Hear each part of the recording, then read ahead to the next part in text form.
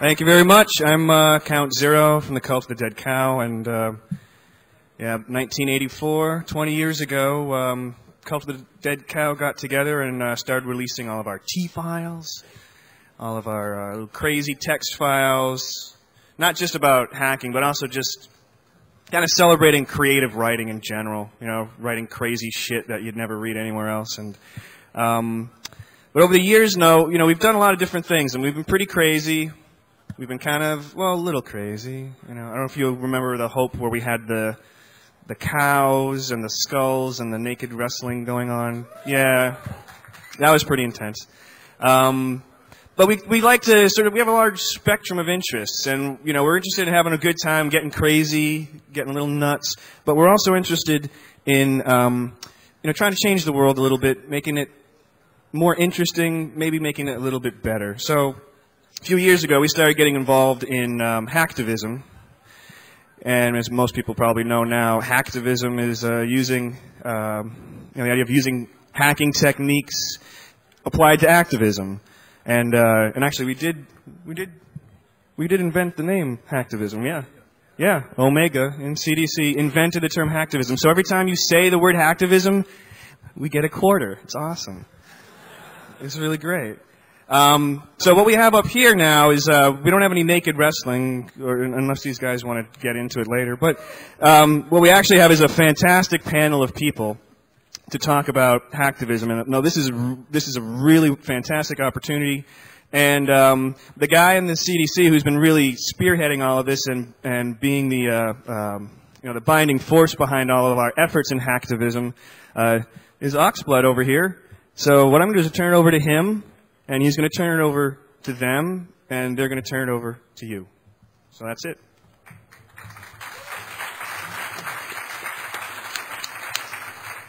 Thank you. Just one announcement before we get going. I'm not pleased to make this announcement, but Eric Grimm, who is sitting on our panel, is an attorney, and he's been representing a lot of hackers, 2,600, I believe, also. He's staying in a hotel here. He left his door slightly ajar and turned his back, and moments later somebody lifted his computer out of his room. I'm really hoping it's not somebody here or somebody associated with the conference. I also fully realize, but it's possible that somebody might know something about this or might have seen something or heard something, whatever. It is a Dell laptop in a aluminum Halliburton case. So if anybody does, does have any information about this or anything that might help Eric get his computer back, that would be fabulous. So you could speak with an organizer or Eric directly, and that's great. On a more pleasant note, it is, in fact, our 20th anniversary, and we've seen a lot of groups come and go in the hacking scene. One group consistently has been there, fellow travelers, friends, and at a time when the administration, current administration of this country is exporting a lot of fear into the world, this group has consistently exported hope. And we'd like to thank 2,600 and Emmanuel.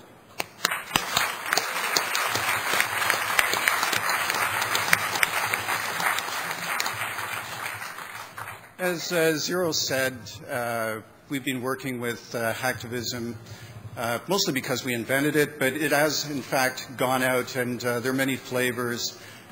Some people claim to be hacktivists or doing hacktivist things or developing hacktivist apps. But we have a very clear definition of what we believe Hactivism to be. For us, it is using technology to improve human rights across electronic media. Hactivism, the subgroup within the CDC that's been doing a lot of work in Hactivism, has been primarily interested in opening up the Internet in these so-called firewalled countries through developing applications or working with grassroots organizations and the human rights community. For us, technology and human rights go together. That is Hactivism in our view. If other people are doing other things, then I'm not really sure what to call it. It could be cyber activism or digital dissidence or whatever it is, but in our view it isn't hacktivism. There are certain even tactics that we think are appropriate. For instance, Zero's mentioning that we started off by writing a lot of T files, and that was really the first sort of incarnation or mandate of the CDC, and it was really all about free speech. And then when we started working with Hactivism and trying to, get past all of these firewalls, a lot of people couldn't figure it out. We're supposed to be a bunch of goofy guys who write files like Sex with Satan and Bunny Lust, and the gerbil feed bomb is my particular favorite, the first file. And so what does that have to do with opening up the Internet? Well, there really is a straight line from free speech to somebody being able to hear your free speech. So the T-files and the application development or the other work we're doing in Hactivism does go very clearly together. And it's interesting that we never really knew where this was going to go, like so many things, when it was started. It was about 8 years ago we started wrestling around with these ideas, and for 6 years, very actively working. It started out with a few people in the CDC, a few friends. Increasingly, Hactivism has grown to be an international hacking organization with members in North America, South America, People's Republic of China, India, Australia, Iran, Japan, Russia. It truly is an international organization, and we set out to make it that way because the Internet is an international communications medium that everybody should have access to. One interesting thing I think that the CDC has done is to try to bring hackers and the human rights community together. I don't know if anybody here made it to DEF CON about 3 years ago. We had Dr. Patrick Ball, then the Deputy Director of Human Rights for the American Association for the Advancement of Science, came to DEF CON, and we were up on a sweltering hot roof with as many people for about 2 hours, and the place was just like a hothouse. It was brutal to sit up there, and hardly anybody left because Patrick just held the audience. It was just like so incredible to have a speaker like that come and to talk to hackers in their own language. And a very bizarre and amusing incident came out of that. As some of you know, Patrick essentially gathered the forensic evidence that brought Slobodan Milosevic to trial. He tied all the threads together. He's a statistician, and he managed to find all of the points that pointed the finger to Milosevic. And as a result of that, Milosevic was arrested and is currently, his trial has been ongoing for a couple of years. Patrick went and testified against Milosevic after he appeared at DEF CON as a guest of the Cult of the Dead Cow. And of course, Milosevic was representing himself. And Patrick testified against Milosevic, and then Milosevic had the right to cross-examine him. And his first question was, "So, Dr. Ball, what can you tell me about this dead cow cult?" So you guys may be interested. You never know what's going to happen in your future. There's the videos floating around on the internet somewhere. Yes, yeah. You can actually see it. Dead cow cult. So I've been talking about hacktivism for quite a few years now, and rather than have me spew on, and many people hear many of the things I've said before, I wanted to bring together a distinguished panel of experts, all from different fields and all looking at this phenomenon from different perspectives. It is my great pleasure and high honor to introduce this panel Sharon Hom, who is the Executive Director of Human Rights in China, Eric Grimm, who was in private practice but is now with, I hope I pronounced it. It's still private practice. Okay. Just not solo practice. He's not solo practice now. Caligaro and Myring, PC, I believe, in Taylor, Michigan. Jagdish Parikh, who is an internet strategist with Human Rights Watch. And Nart Villeneuve, Director of Technology for the Citizen Lab, Munk Center for International Relations at the University of Toronto. Each panelist will speak for about 20 minutes or so. At the end, we'll have a QA, and it's going to be great. So, Sharon, please.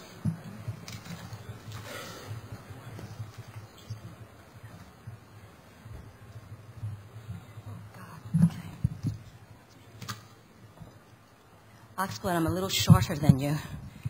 Okay. Thank you. I want to especially thank you for including us on this panel, and I'd like to publicly thank you for the support you've been giving to our work for a number of years now, and we really look forward to working together. Is it up? Yeah. No? No. Okay. Thank you. Okay. I originally had a different title for the talk, and I was really The Rise of the Internet in China, a cautionary tale, comma, a narrative of hope. But I think I'm going to focus more on the theme of technology and human rights.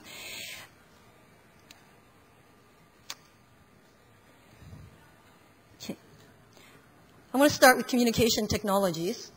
And printing press, telephone, internet, radio, cell phone, fax machines, all of these communication technologies have, most recently, fax machines, you can see the power of that, particularly in the 1989 crackdown in China.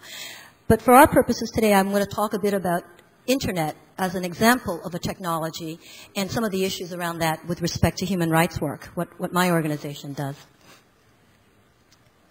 Human rights. And what I mean by human rights, it's not abstract. I'm talking about the principles and norms that have emerged primarily post-World War II. These are the principles and norms that have emerged so that the world could be safe for democracy and peace, and has now become part of a whole system of institutions and processes, primarily in the UN and other bodies. And stakeholders, a word I hate but is a word that is used in our field, refers to the people, the groups that are active in human rights, and this means it includes governments, it includes NGOs like ours, non-governmental organizations, it involves other civil society actors, it also involves, as we all knew, multinational corporations, and then it involves a whole host of other associated like research, think tanks, et cetera, the media, et cetera, et cetera. So when I talk about communication technologies and the internet and human rights, I'm talking about these whole clusters of processes and peoples and actors and ideas. Okay. And out of this connection, what I'd like to begin and end with is an invitation, an ongoing invitation, for us to think about ways in which we can together build more effective alliances of conscience, because that's what's called for. Those of us involved in human rights work, and those of you in the hacker community that has been involved in working with us, you know what I'm saying. The cards are stacked against us. When we talk about China, China is, if not the holy grail for hackers. I won't be presumptuous to tell you what your holy grail is. China must certainly be one of the most important holy grails for hacking.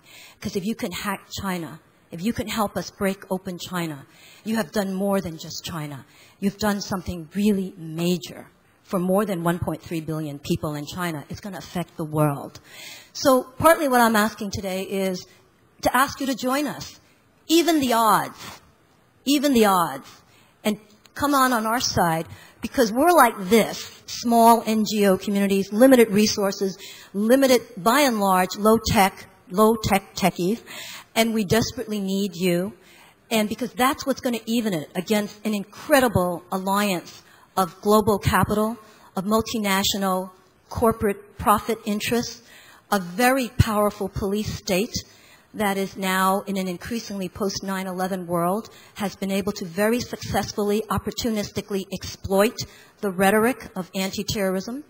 And I must have to say the U.S. is making it quite easy for them. They've raised the bar. Now the Chinese can say, don't talk to us about human rights violations. Guantanamo Bay, Iraq, and then there's silence. Because what are we to say after that? So it is a very serious, dismal, serious challenge that we face. And so I want to call for us building even more effective alliances. And I've only been here today. I've just got back from out of the country, so I'm a little bit jet lagged. But it was so exciting just to see all of you and hear all of you talking in the hallways. And I said, yeah, this group can join this. This group can do something. Okay.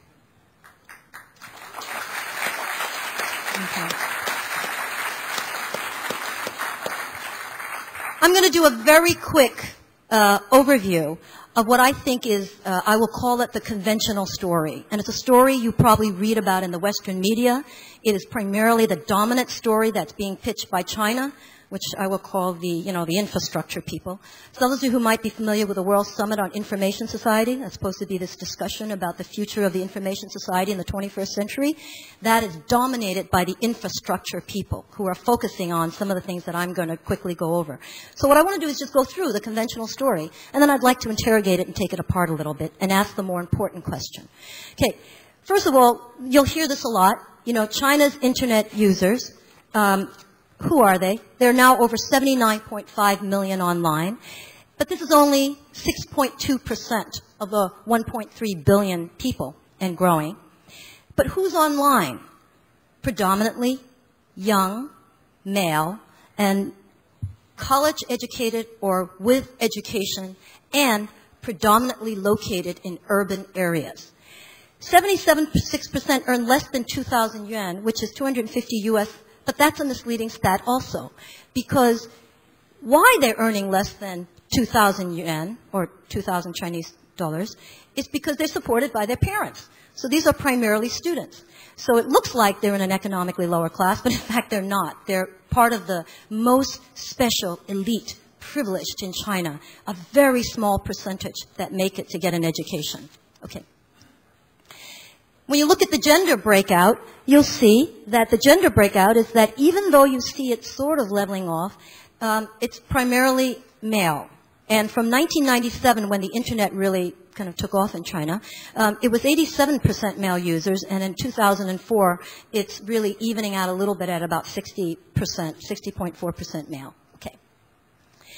In terms of their education, you can see this. And what would have been interesting, this is a stat that perhaps we will be doing at HRIC in follow-up with our work on education, is that if you take this and map this against who gets educated in China, this is going to look even more revealing. In other words, this is just looking at who, of the percentage of users and what their educational background is. And what you can see from the pie chart primarily is that most of the people online have a basic education or higher, junior college, bachelor, et cetera. Okay.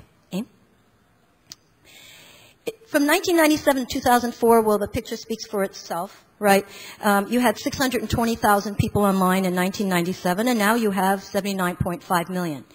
Needless to say, you can see it is growing astronomically. What do they call it? Exponentially. Exponentially. And, but what does that mean? Okay.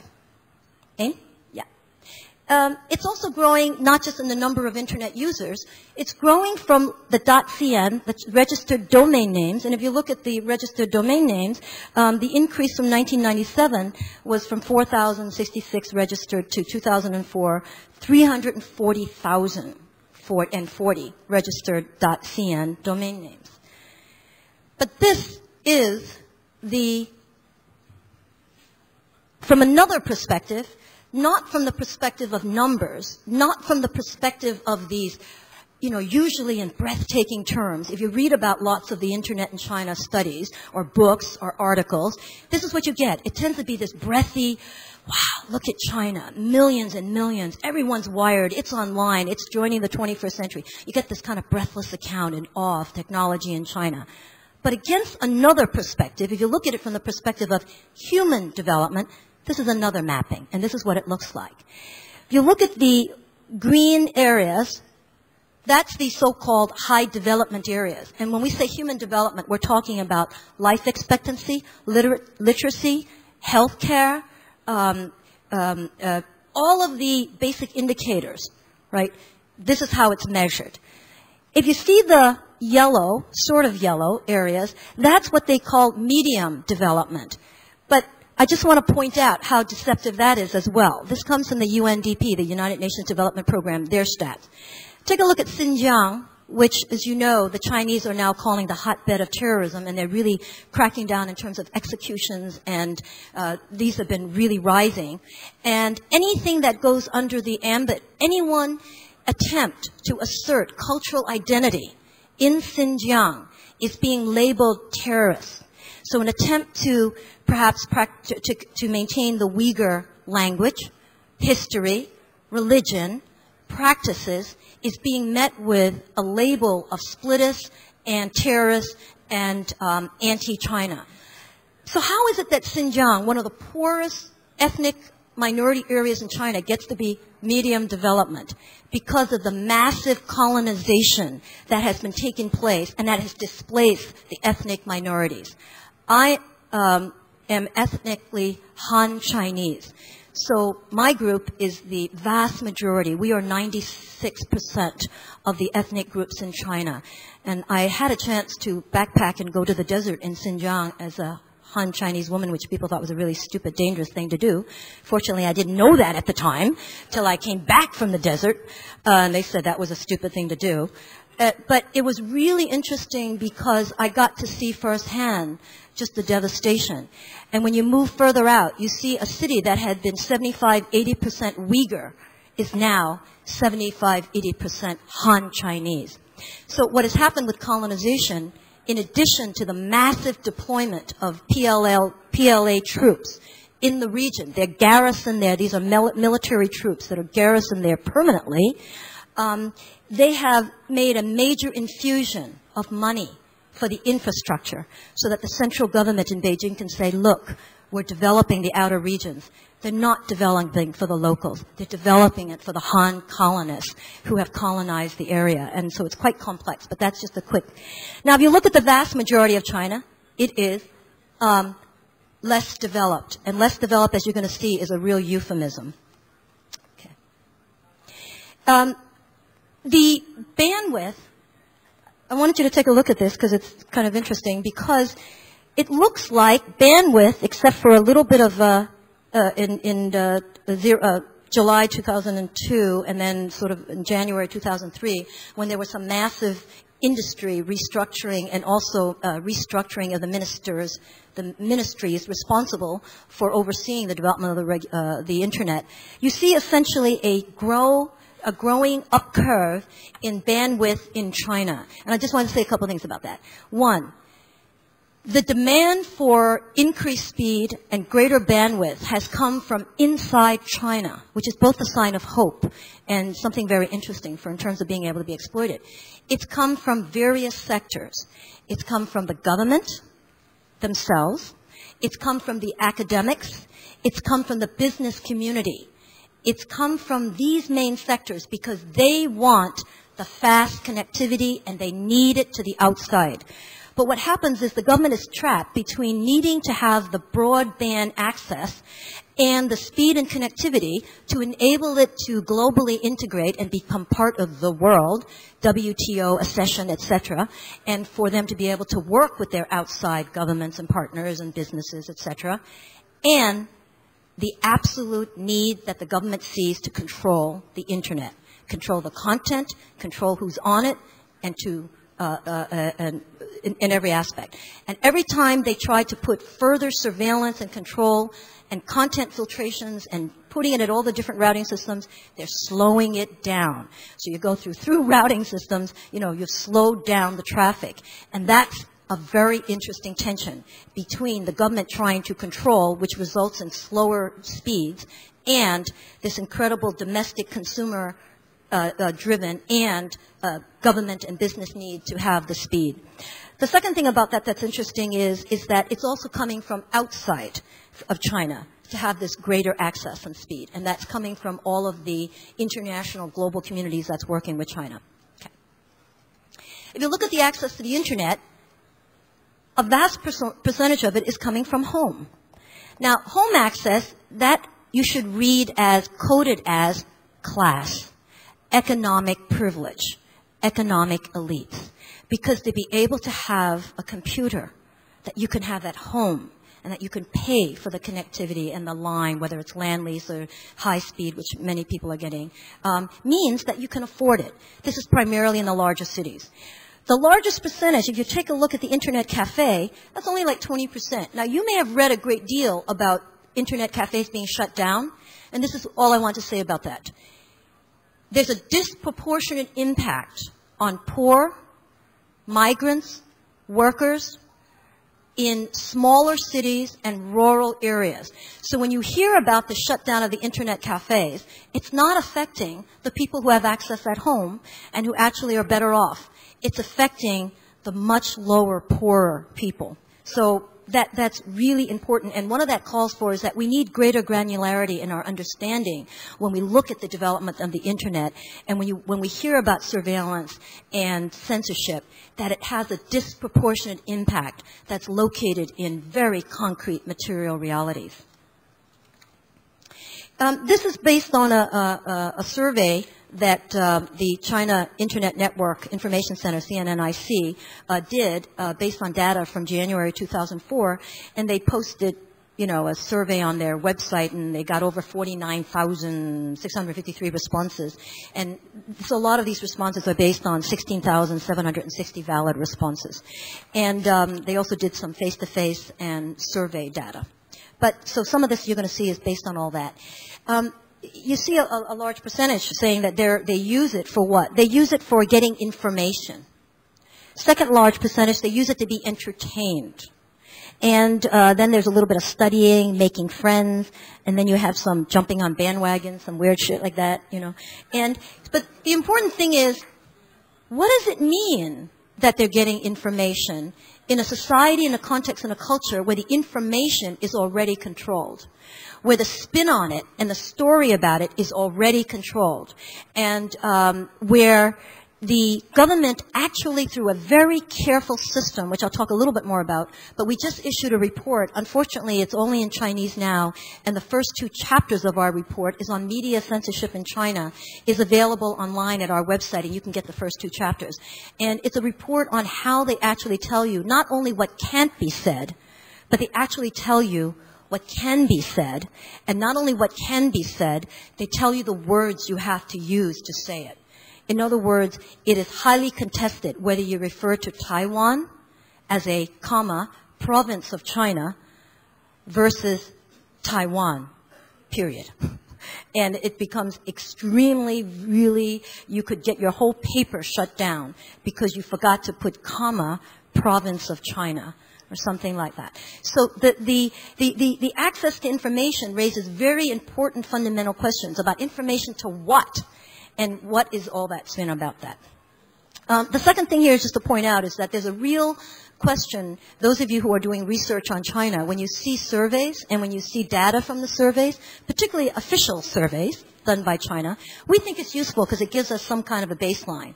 And normally, for torture statistics and all the work that we do, we know those numbers are vastly underreported. So when you look at some of these studies, those of you who are doing this area, you have to also say, let's look at the methodology. And in a pervasive culture where there's fear and reporting, like, what does it mean to answer these surveys? Like, what does this possibly mean? And to really keep that skeptical, I don't need to tell hackers, maintain a skeptical attitude towards authority, but I'll just say that now, okay. Maintain, especially the Chinese government, it's like, be afraid. Be very careful. Okay. This is also just some reasons that were given for not using the net. And that, I think, is important because you see the largest percentage is they don't know how to use a computer. And they don't know anything about the Internet. So when we think of the computer and technology, particularly Internet, as this democratizing force, we have to start with people who say, what? What's a computer? Now, we don't even know what the Internet is. Right? So I think we need to, and they don't have the equipment, which also you can code as class and privilege and money. Okay. Okay. Well, there's a debate that goes on, and there's lots of studies of which I will not rehearse or repeat. I'm just going to summarize it in this next couple of frames, because I don't think the debate to me is real interesting. And the debate has to do with, Is technology a democratizing force, or is it a tool for repression? And our view, working in the field, is we don't have the luxury of that intellectual debate. We think it's both. We think it's both and in different percentages. We think it sometimes helps each other. Sometimes we think it's in tension. Sometimes we think it's productive conflict. Sometimes we think there's a ripple effect you can't even predict. And so that's my view about that debate. But in terms of technology's promise, I would say that at least it can function, not necessarily inevitably, but it can be a democratizing force. It can be a powerful tool for creating a virtual community of activists, both inside China and outside. And in fact, it's not can be, has started to create such a community. And finally, it can be, from the perspective of the government in particular, a powerful tool for global economic integration and cultural integration. You can read that as cultural imperialism, or welcoming the jeans and the music and the film and the CD and the videos. And I put that down as a positive promise because I think as activists and as human rights activists, we can exploit that. However, the promise, this, also has dangers. And yes, it's a democratizing force, but as the government has shown, by investing and throwing hundreds of millions, and I think even, we can't even get a figure on this, I would venture it's probably in the billions of dollars and resources, it has become a very powerful tool of repression, propaganda, and authoritarian control. That's what technology can do. We can talk about biometrics. We can talk about systems that are operational in China. We can talk about now the police stations that have linked all their computers. We can talk about digital cameras that are now in Tiananmen Square. We can talk about them matching faces. We can talk about within 48 hours, they can catch a dissident that left one train station and catch within 48 hours a facial recognition matchup in another. This is all built by, and I know that there was a debate, and I don't want to get flamed immediately, but that it is an infrastructure that has been built with and been profitable to a vast foreign corporate community. And they continue to do so, particularly in the lead up to the Olympics. And they have bid for, and they are the builders for the security system for the Olympics. And they have gotten the construction contracts, and they're building it now. And from our perspective, of course, we have to protect the athletes. But I think from the human rights perspective, we're asking this question. Are you leaving behind an even more powerful architecture of control and surveillance and just giving them the state of the arts? So the last thing is on global economic integration. What has really happened, and this is, I think that as a lawyer and as a human rights activist, when I face economists and the corporate community, they usually treat us like we're like making soft arguments, like we're not scientific, like we're not empirical. So what they say instead is free markets, marketization, privatization, economic liberalization, and that's inevitably going to be a trickle-down effect that's going to result in greater social justice, blah, blah, blah, for the vast majority of the people. Well, it's bizarre. It didn't work here. Trickle-down didn't work here. Why would it work in China or any place else in the world? Since when have people...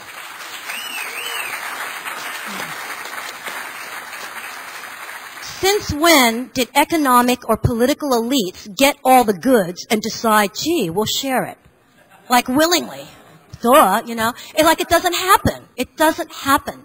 So this argument that you'll hear, and most recently, stupidly, on the front pages of the New York Sunday Times, I had to get it in because I didn't have time to write the op-ed, is that, the creation of a growing middle class in China, 6 million right now, is going to result in greater democratization in China is garbage. It's not going to result in it. The only time it's going to result in greater democratization is that the masses of the people are going to have to organize and demand it, and they're going to get it ourselves. It will not come from an elite. And so the reality of uneven economic development is the reality. I'm going to just give 3 quick examples of what I mean by the pervasive infrastructure problems in China. And one has to do with the legal system. There's been a lot of fanfare, a lot of attention, and a lot of foreigners working in China, about legal reforms and saying that China has rewritten laws thousands and thousands of laws that's supposed to improve administrative, due process, and you have a right to a lawyer, you have a right to a phone call even, you have a right to see the evidence against you, et cetera, et cetera. Most of these occurred in 1997. And Human Rights in China, we did a 3-year study where we tracked actual cases. And you can get that on our website. It's called Empty Promises. And we have names and we have the cases. And you see overwhelmingly in the politicized cases, state security, state secrets, all of those cases, counter-revolutionary, hooliganism, that would be all of you, hooligans, who just refuse to listen.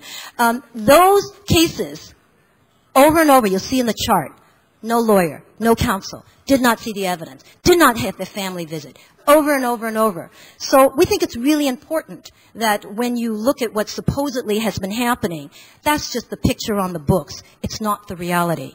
And in terms of due process, the vast majority of executions, the highest number, when you think about the high number of executions, I sometimes get met by Americans who say to me, so we have the death penalty in this country. I said, yes, this is true. But we're talking about in China where there's almost no system.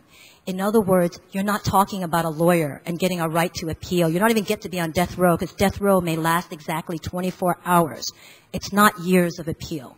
So I think it's extremely serious, the high rate of executions in China. And secondly, the lawyers, the defenders of the human rights defenders are now coming under attack. And now there are at least, according to Chinese lawyers who are documenting this, over 300 criminal defense lawyers who have been attacked. And what do we mean by attacked? We mean that they're then charged with bogus, trumped-up charges. Then they're intimidated. And most importantly, you have a lawyer who was the head of the committee to protect lawyers, the independence of lawyers of the Beijing bar, and he gets put in the slammer for really trumped-up charges. And it's important that Chinese lawyers have come to the defense of these. There's one lawyer that Human Rights in China has been working with, and he represented over 300 cases of people who have been forced out of their homes. And so he's really quite sophisticated, quite an activist, and a hero. He faxed us some information that had been public. He attempted to fax. It didn't get through, but because they had all the records on the fax machine, he was then charged with leaking state secrets, notwithstanding the fact that it had been reported in a newspaper that was irrelevant. And he was sentenced to 3 years. Lost the first appeal. He's now doing other appeals. You can go to our website, and there's a legal campaign now being mounted by us with American lawyers and some Hong Kong lawyers, and also with the UN Independence of Judges and Judiciary Special Rapporteur. We are trying to work on getting him released. And it is really important that when a system starts attacking the lawyers who are supposed to be protecting people's rights, we are really at quite a very dangerous point. The other thing is, separate from the regular court system, you have a whole system of what we call administrative detention. That means no process at all. No charge, no process, nothing. Years. And one example I wanted to give is reform through labor. That is, you get re-educated through labor. And by the government statistics alone, they have admitted 200,000 a year are detained under this system. And if you don't behave inside, they'll just add another 2 or 3 years, and it'll just, go on and on. Public health. I think the U.S. population is between 350 million to something. 700 million rural inhabitants have no basic, nothing, health care. And then you're talking about a huge AIDS epidemic. And so you can imagine what happened during the SARS outbreak as well.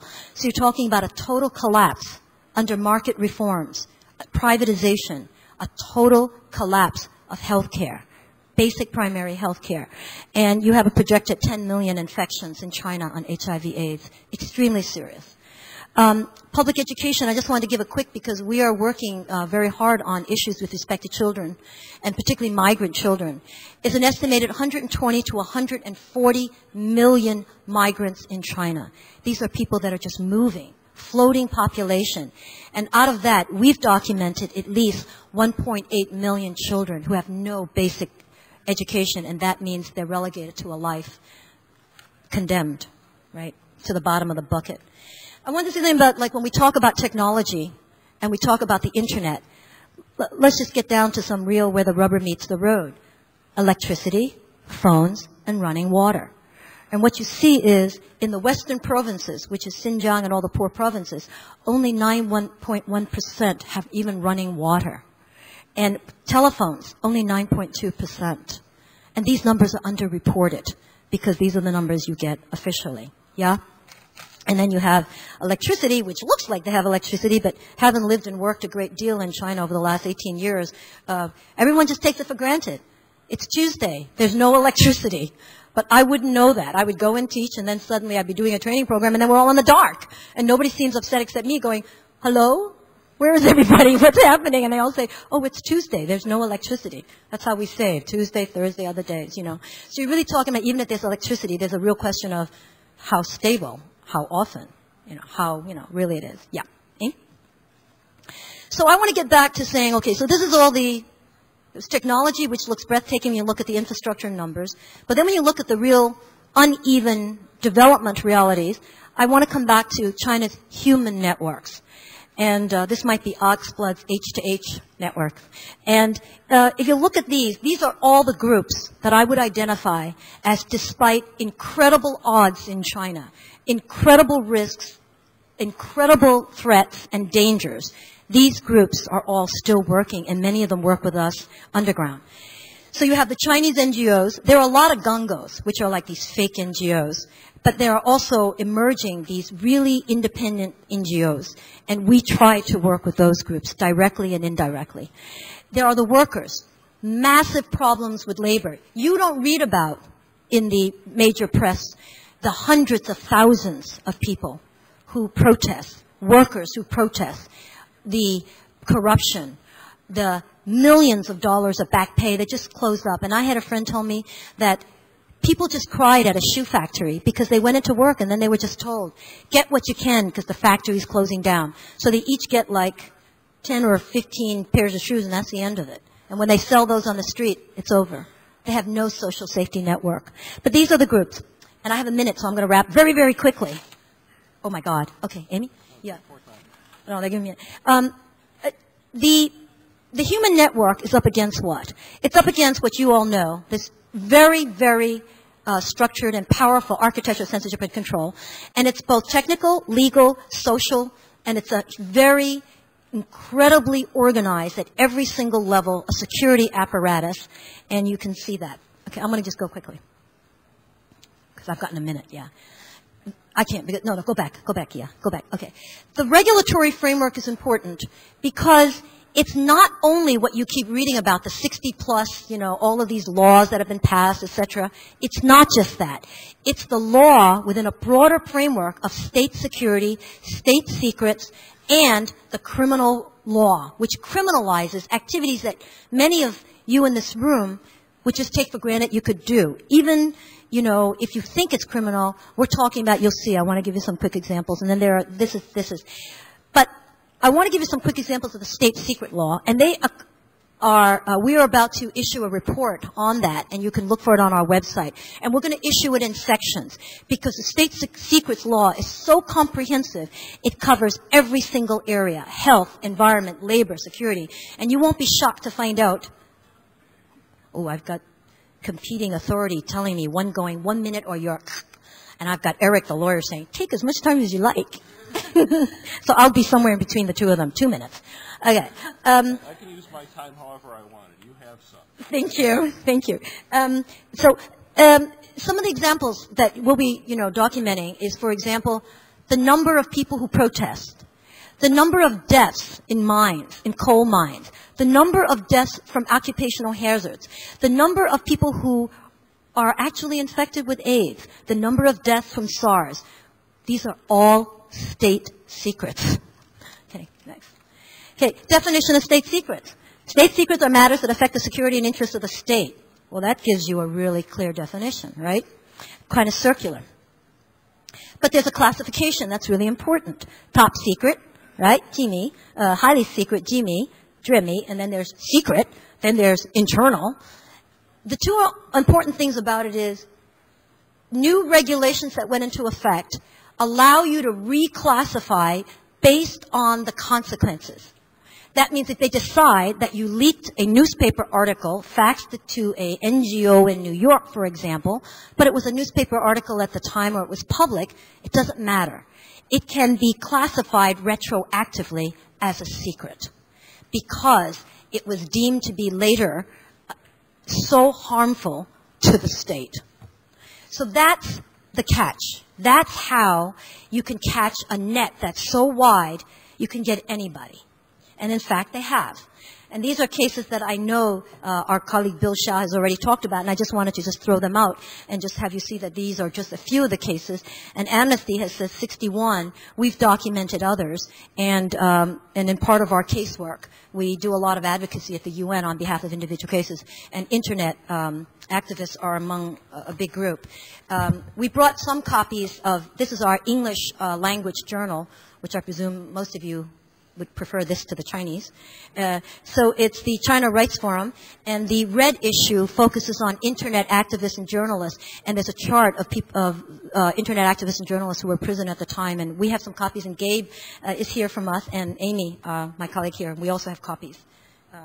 Also, if you want, we also brought the most recent issue, which is on the 15th anniversary of the crackdown, because we really don't think people should forget, and we can't forget, and we are going on with our work for that. Okay.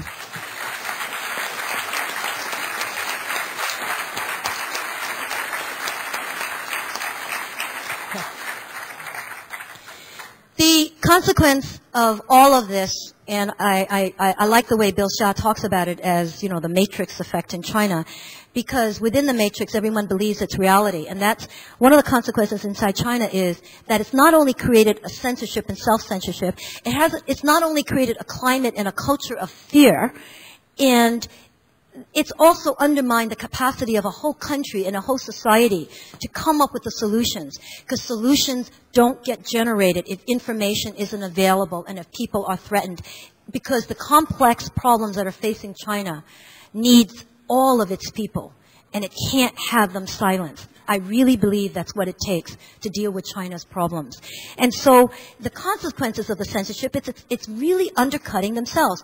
Did you know that during the Great Leap Forward in China, which was disastrous, and millions, I think 20 million people starved to death because of the disastrous policies of the party, that when Mao made his tour around the countryside to see what the situation was, they painted the trees because people starved so badly. And starvation's not a pretty picture, so if you want to read about it, Hungry Ghosts is the most powerful book written about it. Hungry Ghosts by Jasper Beckers.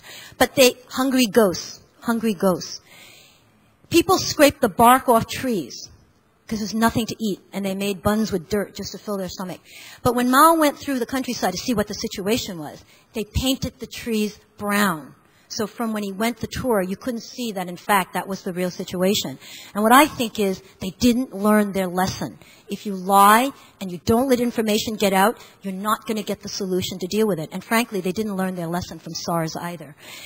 But all of this is not new, and that's really important.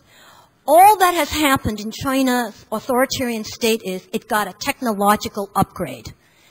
All of the technology of repression was a lower end, but it was very effective during the Cultural Revolution. It was always been effective, and that's important to remember. Okay. This is all stuff I think you've all been talking about, but some of the empowering role of technology is that it can amplify the dissonant voices and activist voices. It can generate the global support and attention we need. It can create the underground railroads. It can create the underground tunnels. And we need you to help us create them. And we need them to create a flow of uncensored information within China and in and out of China. And we need to help create the virtual spaces for Chinese citizens to meet and organize. And we need to create the shared resource libraries where they can access it and get it online. But all of this role of technology and all of these strategies has to be grounded in a material reality of China today. I'm just going to very quickly talk about our approach, and maybe I'll talk more about it in the Q&A because I'm out of time. Yeah. This is the cluster of the websites that we're building, and we could use a lot of help building them. It's all being redesigned, both front end and back end. So if you visit us in about a month or 6 weeks, you're going to see the new launch of the new site. It's going to be much more interactive, and it will be much more accurately reflect the range of what we're trying to do, which is really quite cutting edge. And the current site doesn't reflect that. So I'm just saying that as a caveat. But I'm going to talk about the Huaxia Dianzibao. It's a part of a very big, ambitious initiative. And what it is we use two methods, two technological solutions. And we send in 350,000 emails into China a week. And it's a newsletter that we compile from edited stories and censored stories that we get from inside China, that people send us that work with us. We edit it and we send it back in. So we get it, we edit it, and we send it back in. We also send in a proxy link every week, and we work very closely with Bill Shah and others on this. And the proxy link enables them to directly access. We do channel them to us, but it also means that they can then go onto the net.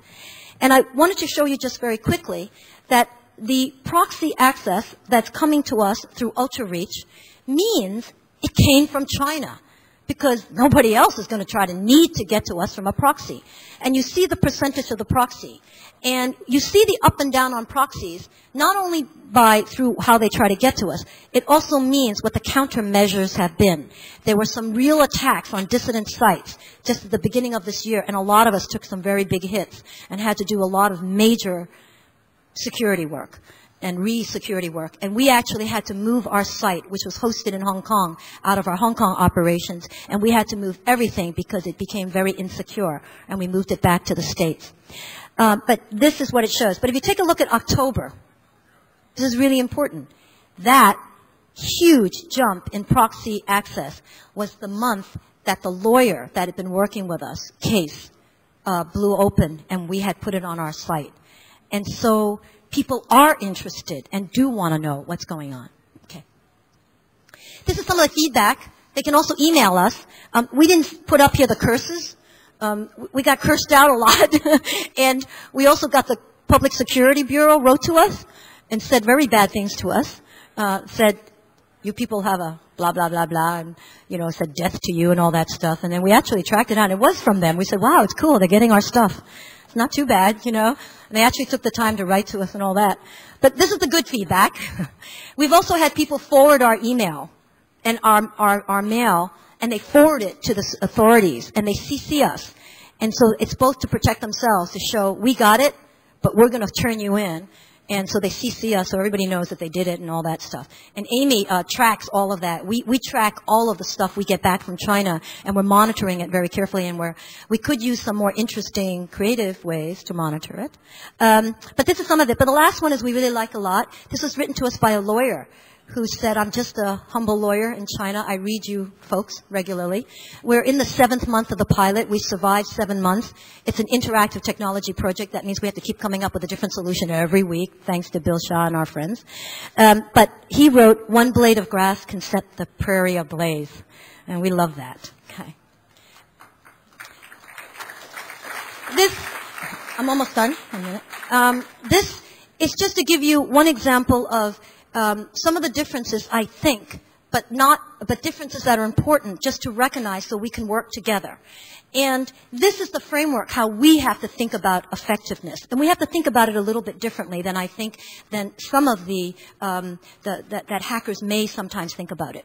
And that is, we think of it as very long term. We think of it as what is the multiplier and ripple effect. We can't go in once. We've got to figure out how we go in and get to stay in. And how do we keep it safe for the people that are in the room that we enter in and that work with us? A lot of the people in the underground networks we work with. And so some of the factors we think of, is just to throw it out, is we think of assessing everything by time. And we try to think about comparison with other similar effects, but right now our project is one of 2 demos. And we are the only one, I think, right now that's truly an independent project. And we think of our reader feedback, we think of the multiplier effect, we have to think about cost, because and I am particularly aware of cost because as the executive director, I spent a lot of my time begging for money. I didn't know I was such a good beggar and shameless. You know, it's just very sad to always be begging for money. But that's what I do. And I found out that I've become shameless and I beg for money. And people say, what part of no don't you get? And I'll say, well, could you maybe think about giving us this much then? And they're going, no. I'll say, well, how about we come back next month? They go, no. And then I keep doing that. So we think of costs. And we think of cost because we have to pay for what we do, and we really have to pay the bills. So I just want to end with this, which is to first build on that and say, so let's go on and build some really kick-ass alliances because what we're up against is so hard. And we do that with respect for and recognition of that we do have some different goals, and we may have some different approaches, and we may have some different cultures, and we may operate in some very different material realities, and that while breaking into a room can be a wonderful exercise of freedom and a statement about kick it open, we also think that for us, one of the purposes is let's break into the room, and then let's ask the question, why? And we need to answer that question, that it has to be sustainable. We have to be able to empower the people in the room so that they can kick down those walls and build other kinds of houses and rooms and spaces. And we have to think about security. And we have to think about pushing the envelope at the same time. How far can we push it? Because the consequences for what we do and the people we work with is really life and death. So join us. Help us even out the odds. And I'm going to end with a wish list of what we would need and like. And the wish list is not inclusive and complete, but just to get you thinking, you know. We need training, and we need helping to build the technical expertise in-house in our capacity. Anybody who wants to train us to unlock doors, we're there. Anything, we need to increase our technical expertise. We need pro bono support and maintenance for some of the systems that have been designed for us, but we have no maintenance. We need, and here's a job opening, so if you want to take a pay cut for anyone who's doing 6 figures as a software engineer, but do a good thing with your life, we need a web programmer. We've been searching for one for over a year. We desperately need one. We need tech hacker interns. We need interns. Gabe is our intern now, and boy, did it make a huge difference to have him rewriting programs, redoing leads assessment, and we're not letting him go back to school. So his mother's very upset because I said, quit school. School? What school? Who cares? You're changing the world. Who cares about that BA? But it's not a good idea. We have a whole bunch of special IT projects that are very particular, so I'd rather talk to people who are interested in contributing anything and talk to us about that. Amy's here. Amy is the internet manager of all of these initiatives I've been talking about. And Gabe is not going anywhere till the end of, he's in bondage until end of August, and he'll be here to talk to you. So thank you so much. So join us. Thank you.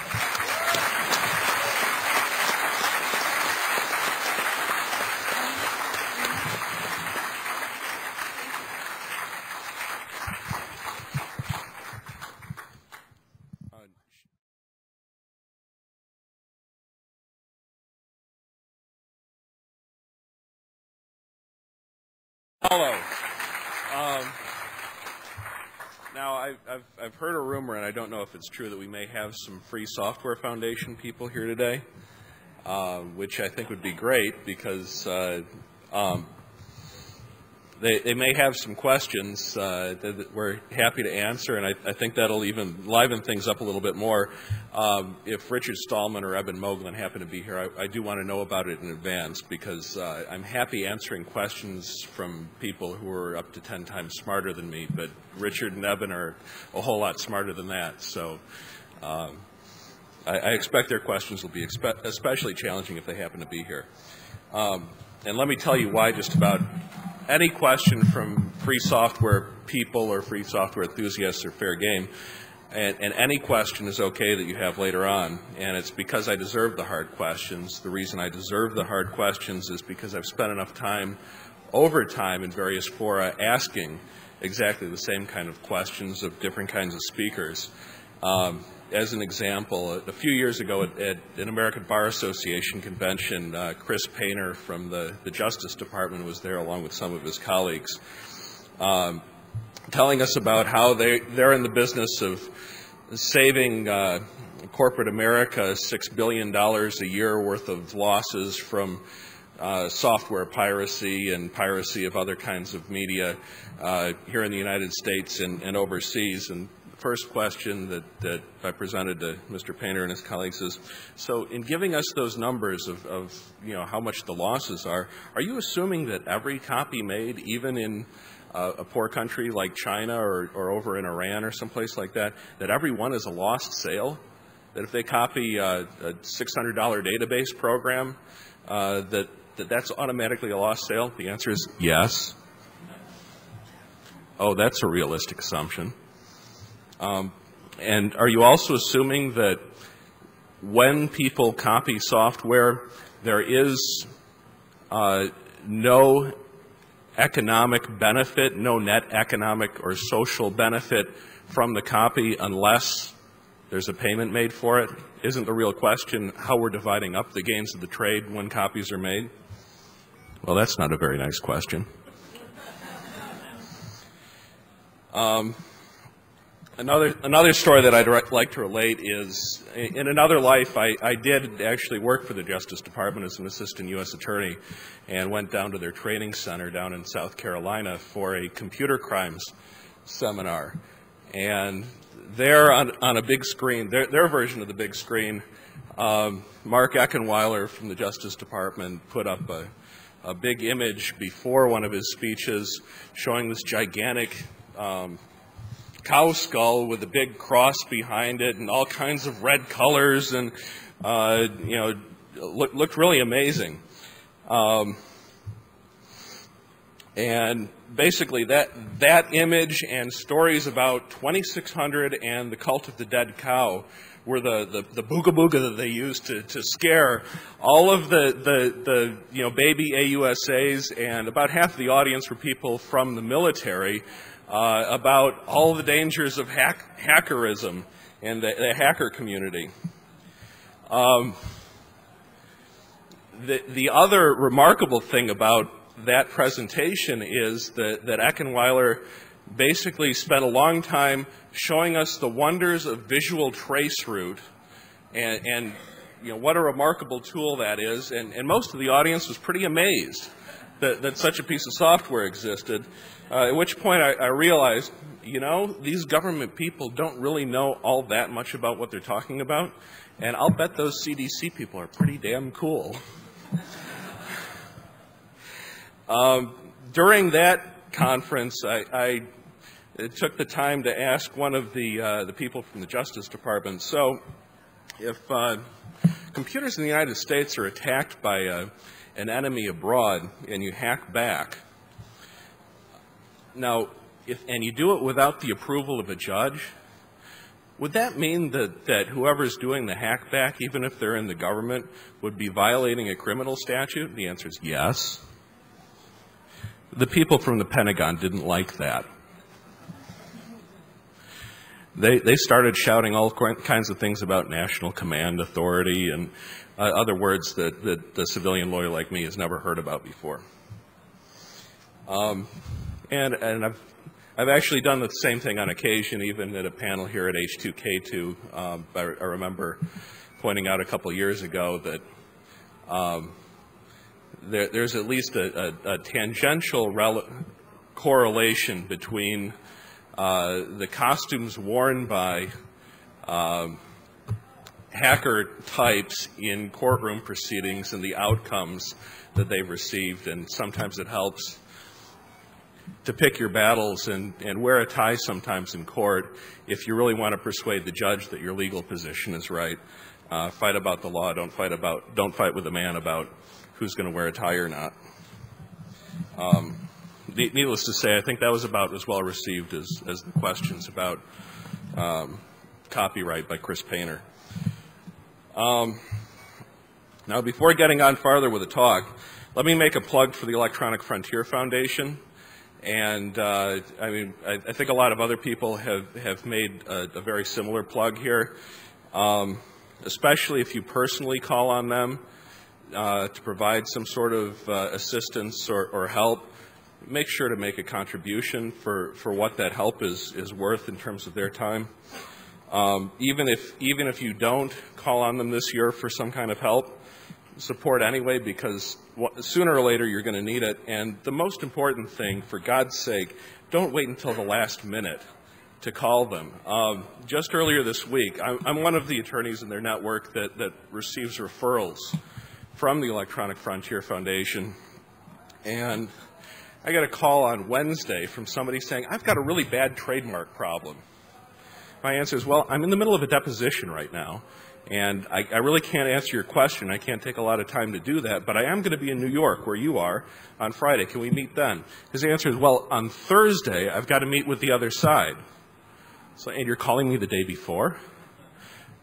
Please make sure to give the lawyer who's going to help you enough lead time to understand the case and to give you good legal representation if you do need help on anything. Now, moving on to the cult of the dead cow and what they're doing in terms of hacktivism and getting software out there to promote human rights.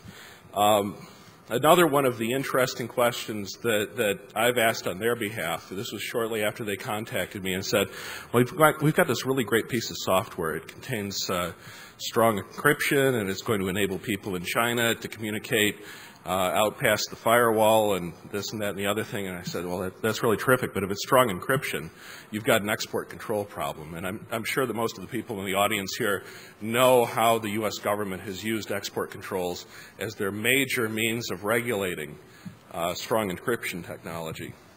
And so the question that I asked, and this is while the Bush administration is in charge of the Commerce Department, is, well, can the people who wrote Back Orifice please have permission to export stronger than triple DES? I think it's an AES system.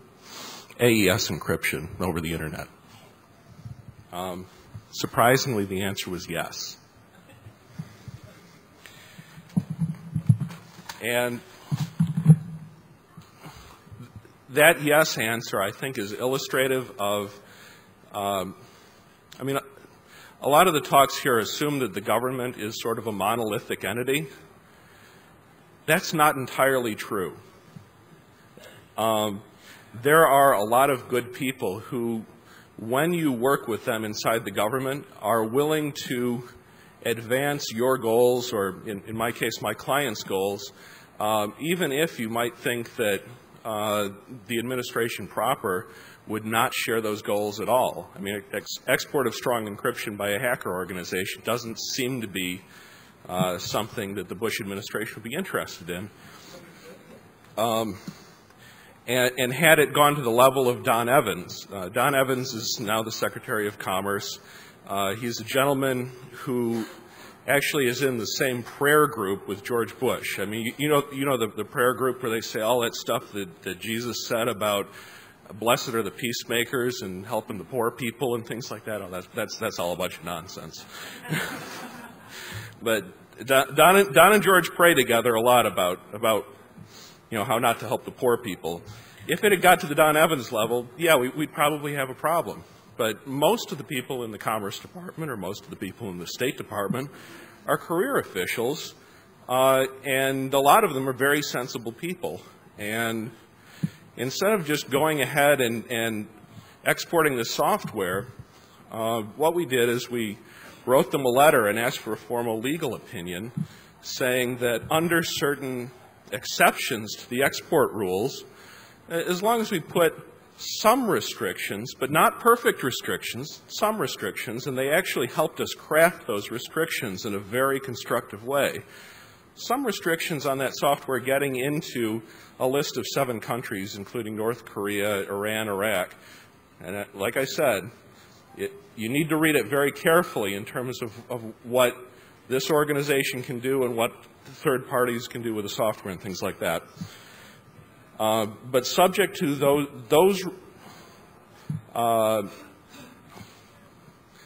those details built into the distribution method, we could use servers in the United States of America as a platform to broadcast this strong encryption software all over the world, including into China, which I think is a tremendous win and a tremendous victory for both the end users and for the organization that's trying to promote human rights through through making available to people software that makes anonymous communications possible. So I guess the moral of that story is, again, don't always assume that the government is your enemy. If you talk to the right people and talk to them in the right way, sometimes they will actively promote your goals too. You just have to be really careful about the means that you use to do it. Now, the next topic that we should get into, and I'm going to do this really briefly, I'm sure that we'll have a lot of Q&A about this, is the Hactivism Enhanced Source Software License, the HESLA. I know that that's been sort of controversial on Slashdot, and some people in the free software movement say that it's not the GPL. And well, if that's your criticism, I guess you're right. I concede it's not the GPL. What it does contain is some restrictions on conduct. If you use this software, what you do is you agree that you're not going to use it to violate people's human rights, you're not going to use it to cause physical injury to people, and some other restrictions on conduct that we don't think are entirely unreasonable. The Free Software Foundation takes the position, and they put something up on their website, well, you could never put conduct restrictions in a software license. That's unenforceable. And their position is that the law should be that you can't put conduct restrictions in software licenses, but the reality is a lot of software companies do exactly that. So I'm not sure whether the Free Software Foundation actually gets to be the judge that determines that issue, or whether that issue has actually been resolved. Additionally, I think there are some very significant advantages in the HESLA over the GPL because we have explicit terms in there dealing with an issue that's very important in the human rights area, which is are government entities actually subject to it? The GPL just simply doesn't deal with issues of sovereign immunity. And for my illustration, how many people here know what the 11th Amendment is? Do we have any hands at all? Does anybody know what the 11th Amendment is?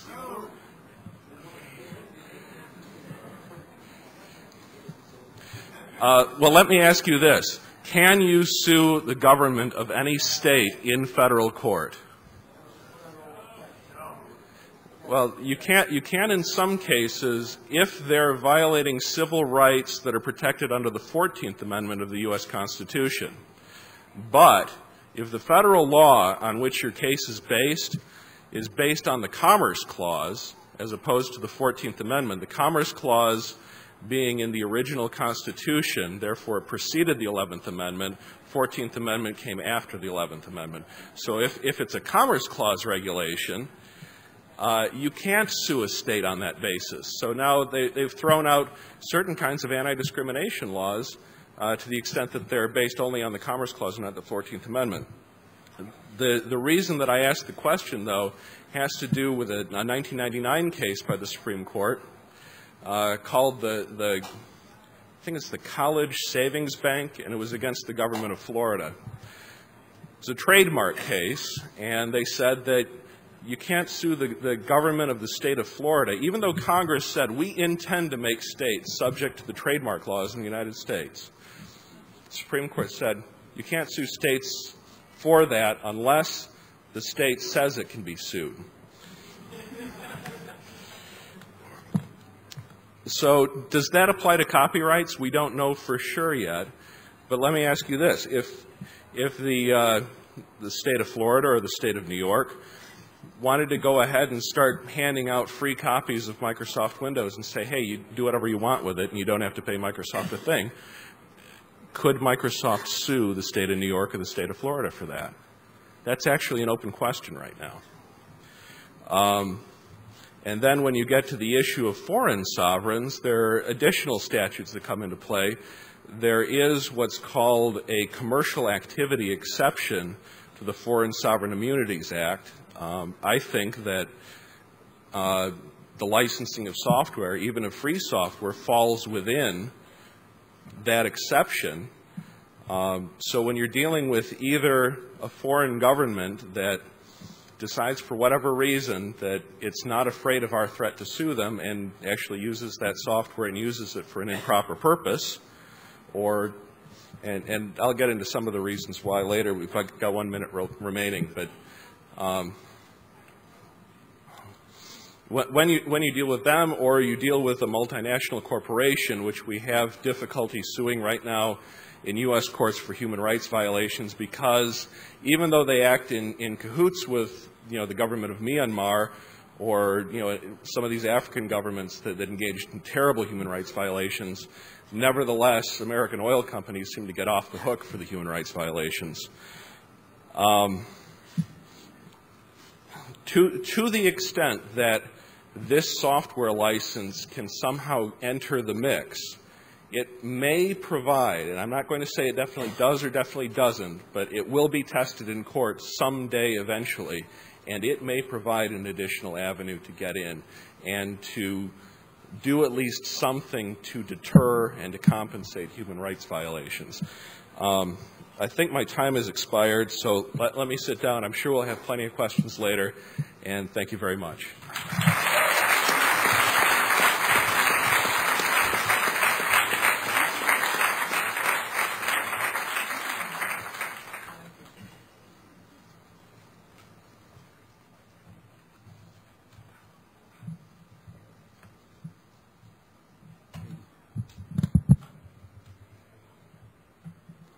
Anyway, I'm going to start while they're just fixing the technology thing. I would like to first thank my colleagues from Hactivism and the conference organizers for inviting us from human rights community to share our experiences and our needs and also present our wish list. Now, it's not that we have never been collaborating with the technology community. We have been communicating and also kind of actively working with them to increase the collaboration and what Sharon suggested as building an alliance of consciences. Some of us have actually actively volunteered to do the beta testing of some of the software they are developing, and we continue to do that, but as Sharon said, that we need more and more support and more kind of help from people who've been playing with technology. Now, my talk is going to mainly focus on placing the technology developments which people have tried and dreamt when the internet was just beginning to develop, and where has it led us after, let's say, 7 to 10 years, when we have kind of seen now internet has becoming one of the mainstream media, at least in the developed countries, and slowly countries like China are also catching up and become a very active user of the net. In the beginning, we keep on kind of repeating this kind of quotations, which is at least attributed to Gilmore, and Gilmore has slightly changed quotation to say on it, but he says that net treats censorship as a damage and routes around it. And in 2004, when we see that country like China or Cuba or many other countries, we realize that the reality on the ground has changed quite differently, or it had turned out to be much different than we thought it would be. But don't worry, many of us dreamt about it, and I suppose it's not bad to dream that, or at least try to dream good things and then see how the ground reality works out, and work from that and make sure that the next time when we do things, we will take into account more ground reality. We also thought that internet as a revolutionary medium, which has inherently empowering power, democratizing, and we thought authoritarian regime will crumble. And my colleague had very well explained that, in fact, in China or some other countries, the things have not really turned out to be what we thought it would be. Also, some of the other presenters have kind of said in a more context of US and many other Western countries that there is no privacy left and let's get used to it. So which means that the more and more bad news are coming right at the home of the internet development. Anonymity could be broken the moment the software which can locate the geography or geography locator software become a more norm, and the court starts recognizing that and start implementing that also in their judgment. And more and more countries strive seeing that, oh, if China can build a great firewall, why not we can do it? And start repeating or start learning from the lessons of China. Then we are headed with a technology not working in our favor or the way we thought it would work in our favor. And we are faced with technology as a big brother watching us everywhere, not just here. Now, but still, even after all this development and possibility of technology being misused, even the US government wanted to kind of fund a project called Global Internet Freedom Act. As far as I know, the bill never got passed through either Congress or Senate. But the idea was to support actively the anti-censorship or, let's say, censorship circumvention software and help the users in the countries like China or Cuba or Korea and North Korea and others to circumvent the censorship. Which means that even as long as 2003, people still think that the anti-censorship software are the need for helping the users in many of those repressive countries to get access to the information. Now, we'll come back to this issue later on to just in terms of seeing whether this kind of assumption makes much sense today, or we need to see the technology within the more social context in terms of what we have begun to accept and how the censorship is kind of becoming more and more a mainstream thinking rather than just becoming an isolated fact somewhere happening only in repressive countries. Okay. Go to the next one. In the beginning, like when the government responses were kind of classified mainly in two types of responses, which was one was more reactive response. Whenever they see something, they try to control it either through. This was in the beginning that the high access cost in countries where the internet infrastructure or telecom infrastructure was owned by government. And they kept the internet prices so high that not many people would be able to access it. Many countries have kind of broken those barriers now because the market mechanism has forced them to rethink the access cost, and that has no more kind of been effective for. But at the same time, the filtering content, monitoring it online behavior, or prohibiting internet use entirely.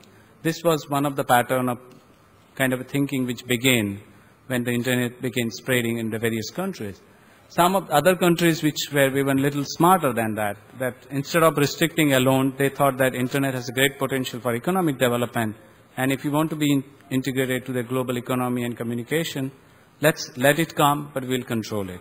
And China would be one of this kind of a shining example of that kind of pattern, that they allowed it for the economic purpose, and the internet usage skyrocketed from almost nothing in 1996 to 60 million users now. Next, please.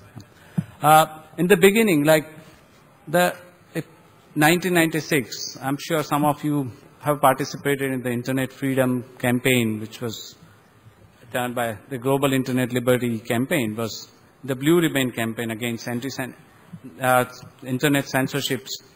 And that was the campaign which started in the US. So let's not forget that the first major censorship articulation came in this country before the other countries were even trying to figure out what the heck this net is all about. We had started it all here. And at that time, the prime justification which began surfacing and was a very solid argumentation was to protect children from undeserved information or whatever other kinds of information they don't want them to see. And fight terrorism, silence the racist and hate monger. Now, let's go fast forward to 2004. The list has expanded and it has become more universal. It's not that these arguments are any longer used only in one country not only in democratic country or repressive country. More or less everybody is copying from each other, and international laws are being kind of synchronized in terms of thinking and in terms of even creating a common legal framework around internet censorship, or what you call it, internet regulation. Okay. Good, please. Yeah. And this kind of access control is, as I said, it's not necessarily just limiting to the internet. Even some countries are even going beyond it, like China. They want to even control all digital form of communication, which includes even text messaging. Now, there's no guarantee that this will not happen in any other country, because everybody uses the argument that national security comes first above anything else.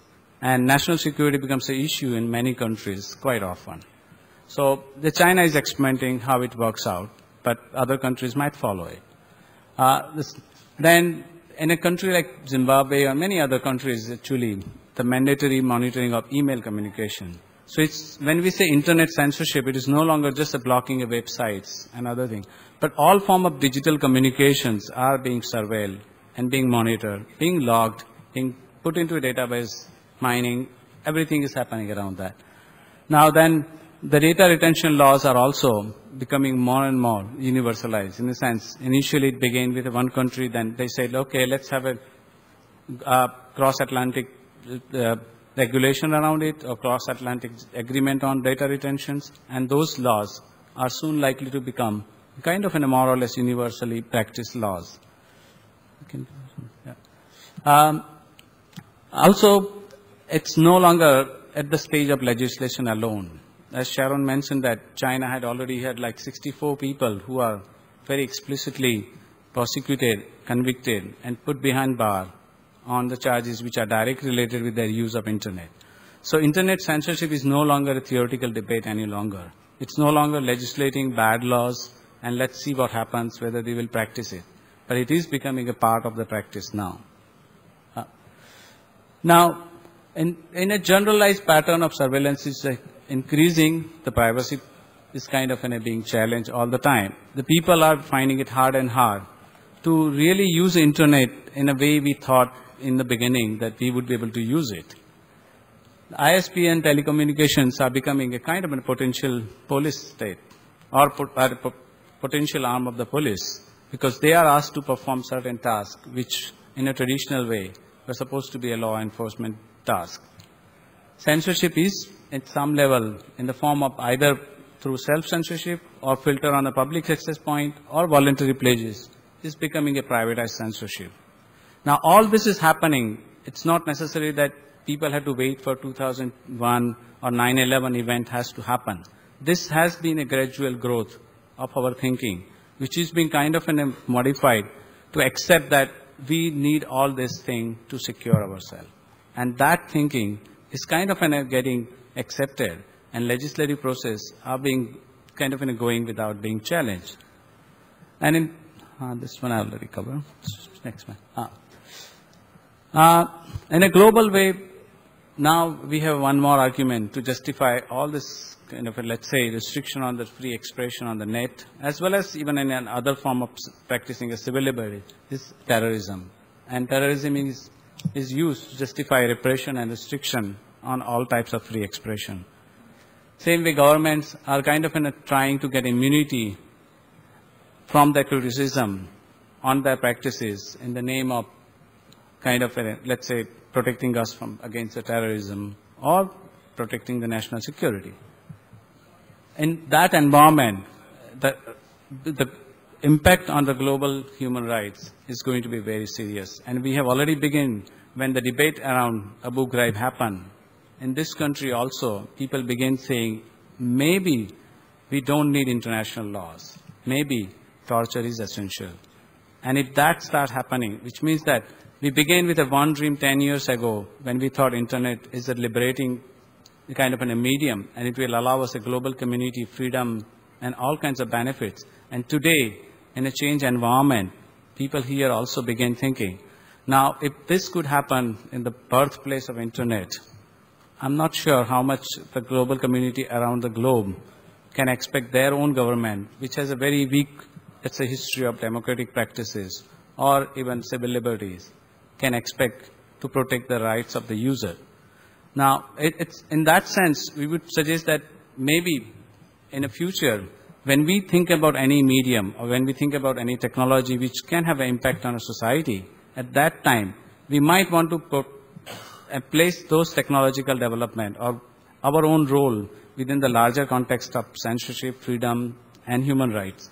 In that situation, we have a better chance to understand and maybe have a modest dream about what this technology can really do. Thank you very much.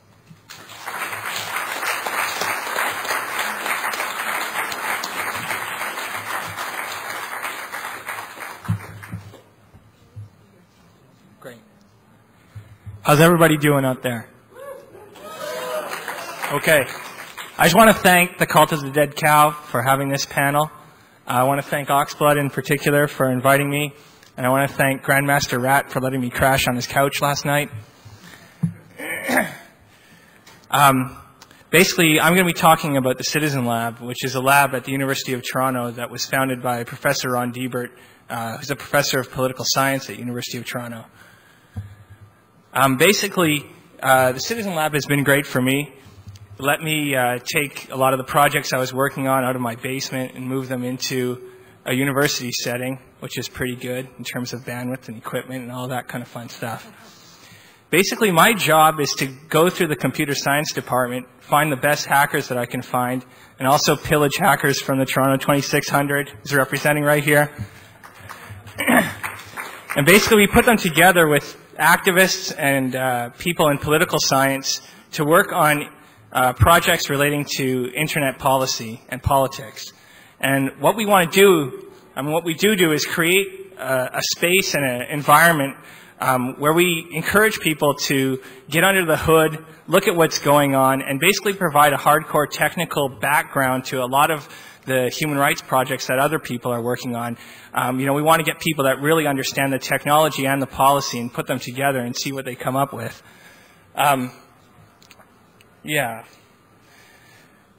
Basically, you can go to the next slide. One of the projects that I'm heavily involved with is called the OpenNet Initiative, and actually it's grown out of a basement operation into a collaboration between 3 universities, and we managed to secure funding from the Open Society Institute. Basically, we're looking at internet filtering and surveillance practices worldwide from a technical and policy point of view, as well as looking at the circumvention technology that others are developing and developing our own.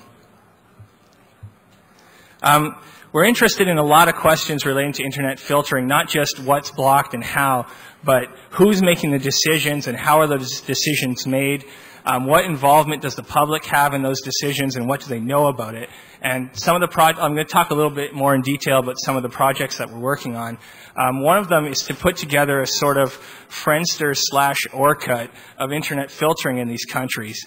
So, who are the heads of the ISPs? Who are the people in government that make the decisions regarding the internet and regarding internet filtering? And kind of do a social network map and see, in a lot of countries, these people are related to each other or they have some kind of connection with one another. And we want to map kind of how the decisions are being made at a policy level, as well as we want to map how this is being implemented on a technical level. To do this, we have established a human-based network, what we call H2H, hacktivist-to-hacktivist relationships with groups that are working on these issues in the countries. And this is extremely important. We also have a technological network so that we can do the testing of internet filtering worldwide. I just want to talk about the human-based network because that gets overlooked a lot of times, because you can find things technologically, but it's the context that's really important when you're dealing with internet censorship. A lot of countries block porn and other kinds of things. Yeah, if you look at my logs from the testing box we have at University of Toronto, they've emailed me a few times because visiting hundreds of thousands of porn sites kind of sets off some red flags at the university. But basically, these people provide the context, and the technological research that we develop also enables them to challenge these practices in their countries on their own terms. Basically what we do from a technological point of view is we get access in these countries in a variety of ways, depending on the security situation in those countries and how much risk the individuals in those countries are willing to take, because they are putting themselves at risk. For us, it's research, but for them, it's a serious concern. What we do is we develop lists of URLs and domains, some of which we call a global list, which is kind of just a broad category of URLs that we test to get a general sense of what's going on, as well as putting together a list of high-impact websites. And these are websites that are of particular concern in the country that we're testing. And what we do is we run through these a number of times. The first time is just basically a GET request. Can we get it or can we not? We record the headers and send that information back to the lab for analysis. And anything that doesn't kind of match up, because we test one connection from our testing location in University of Toronto and another connection from the remote computer. And if the headers don't match or if something's weird going on, we flag that as kind of being odd. Because there's a lot of different behaviors in terms of filtering, depending on the type of filtering that's going on. If they're filtering with a commercial application or something that gives you a block page, that's actually good for us because it tells you can't go here because we've blocked it. In other situations, you just get different headers. We'll get a 200 and they might get a 403 or a 404 or whatever. And in other cases, you don't get anything at all. The connection just dies when you try to go to a banned site. You don't get any headers back. You don't get anything. That's sort of how we classify the URLs that we test. And then the second run, after we've determined that something weird is going on, then we test with TCP traceroute and see how far up the chain we can go before it dies. Yeah, just a little bit about filtering. Blacklist means, there's a list of URLs, categorized URLs usually, that are used to block. Whitelist means you only allow access to a certain number of URLs, and this has been called the National Intranet Model, which is being developed in Myanmar, formerly Burma, and Cuba, which is basically they have an internal network for the citizens with pre-approved sites that they can visit. Content analysis is, just mainly refers to blocking by keyword. The general network setup, this is what I'm going to get into more specifically. As opposed to China, a lot of the countries that we're particularly focusing on right now are in Central Asia and the Middle East. And basically we're seeing a kind of same setup developing. As opposed to China, which is basically router-based blocking, these countries are purchasing technology from Western companies and using that in conjunction with cache servers to actually have a really efficient filtering system. Yeah, basically this is the behavior of block pages. One of the things we do is try to figure out exactly what technology they're using, and sometimes it's easy, like when they have Smart Filter in the block page, and usually Smart Filter shows up in the headers as well. But other times, they don't tell you exactly what's going on in the headers. You just usually get a result back from Netcache, which is just your basic caching server. Other times you'll get just a generic error, and you don't really know what's going on. Basically, there's different levels of accountability. In some cases, it's good to have a block page because then you know for sure that it's being blocked by policy. In Uzbekistan, they're actually pretty interesting. Instead of giving you a block page or a timeout, they actually redirect you to another site. So here we have Birlik, which is an opposition party, and Stop Dictator Karimov. Karimov is the president. And these redirect to weird MSN search and some weird Russian site. And there's been reports from users there that what they'll actually do sometimes is make a fake website of the opposition party, and then when you sign up for their email list and other things, well, they all have it. So that's kind of sneaky. I'm going to talk a little bit specifically about Saudi Arabia. There's been a lot of work done on filtering there, and I've been working on it myself. And it's a good kind of profile to counterbalance what's going on in China. Basically, they have a very centralized system. They have a big farm of cache servers and proxy servers located at the ISU, which is way up on the chain. So all of the ISPs and universities and everything else that's underneath that are all subjected to blocking at this one centralized point. So it's pretty easy to test and get a good sense of what's going on there. They have block page filtering, which is a page comes up, tells you, hey, you can't go here because we've blocked it. And they have a blocking request form and an unblock request form. I filled out the unblock request form a few times, but nothing happened. One of the things that we're working on, we call it a fingerprint, but it's not really a fingerprint, is basically we want to figure out when commercial technology is being used in these countries to filter on a national level, we want to figure out what it is. And one of the ways that we've come up with is, can you flick the next slide? Is to look for miscategorized URLs. Here's an example. Teenpregnancy.org is classified in Smart Filter as health and some other categories, which is generally okay, which means that you can get to it if those categories aren't being blocked. By the way, Smart Filter and WebSense have a filtering category called NGO/advocacy groups, which is basically, a handy category for regimes that might want to filter these groups. They just check it off on the box and go about their business. But you'll notice that teenpregnancy.org/teen is misclassified as pornography. There's nothing pornographic there. It's an error, probably because of teen in the domain and teen in the path kind of sets off their automated process. They claim to manually look at all the URLs in their database, but they don't. So basically, what I do is I put together lists of these misclassified URLs and I run them, and for different commercial products. And if I'm getting a good high hit rate on blocks for sites that shouldn't be blocked, it tips me off pretty well as to what commercial filtering system they're using. And actually, in Saudi Arabia, if you look in the content of the block page, you'll see they insert this special tag, and when it's a smart filter block, they have filter equals SF. And when it's a block that they've added themselves, like Arab Times, which is not in the Smart Filter database, it says local. So it's easy to tell what ones they've added and what ones are blocked default by Smart Filter. Recently, Reporters Without Borders put out an advisory about some gay websites that were being blocked in Saudi Arabia, and they were blocked because I checked. But the thing is, they weren't blocked because the Saudis wanted to block them. They were blocked because they were miscategorized by Smart Filter. So a lot of these countries that are using this commercial applications to do their filtering, I mean, really it's a problem of having proprietary lists that people can't check.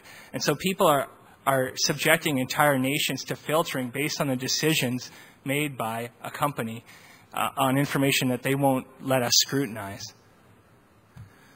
There's also other unintended consequences. This happened in India. They tried to block one Yahoo group, and they sent out an order to all the ISPs to block it. Some of them did, and some of them didn't. But most of them didn't have the capacity to filter, so they just blocked the IP address of groups.yahoo.com. So all of the Yahoo groups were blocked until they finally figured out how to block just the one. Well, some of the ISPs anyways. The other thing is recently HinduUnity.org received the same treatment, but there's a bunch of other sites hosted on that server that are also blocked. And in terms of countries where filtering is done within a sort of legal environment, this is good ammunition for people that are fighting because there's no order to block those sites, yet they're blocked. And so they can take that to court and challenge the governments in an open way. Moving on to circumvention technology, one of the things we're working on is called Siphon.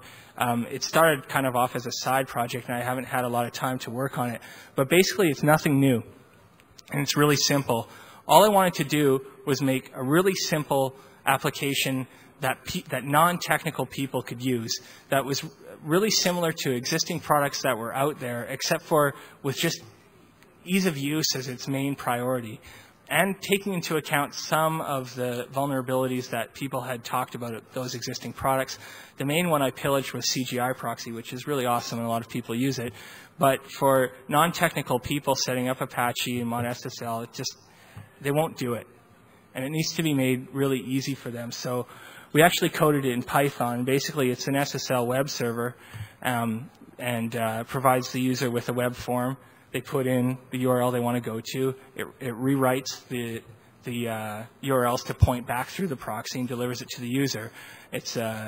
We use Py2exe for Windows to make it nice, so they just double-click on it. It starts up.